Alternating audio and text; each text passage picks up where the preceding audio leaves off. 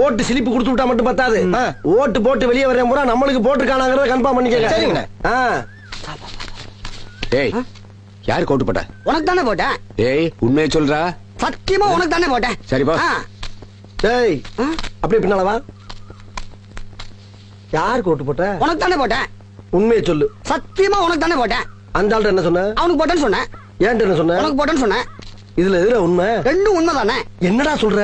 அவர்கிட்ட வாங்கின காசுக்கு ஏணி சின்னத்துல ஒரு குத்து, உங்ககிட்ட வாங்கின காசுக்கு தென்னை மரம் சின்னத்துல ஒரு குத்து. ஆக மொத்தம் ரெண்டு குத்து. ரெண்டு குத்துனே.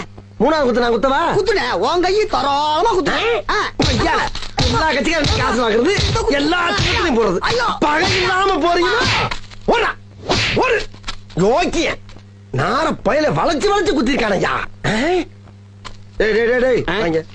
ஆமா, நீ யாருக்கு ஓட்டு போட்ட? உன் சின்ன தென்னை மரத்துக்கு தானே போட்டிருக்கேன். உண்மையை சொல்றா. என் ஆத்தா சத்தியமா தென்னை மரத்துக்கு தானே போட்டேன். வேணாண்டா. அட, என் பொண்டாடி சத்தியமா தென்னை மரத்துக்கு தானே போட்டேன். நான் ஏற்கனவே வந்து போயிருக்கேன்டா. அட என்னென்ன நீங்க, என் புள்ள சத்தியமா தென்னை மரத்துக்கு தானே போட்டேன்.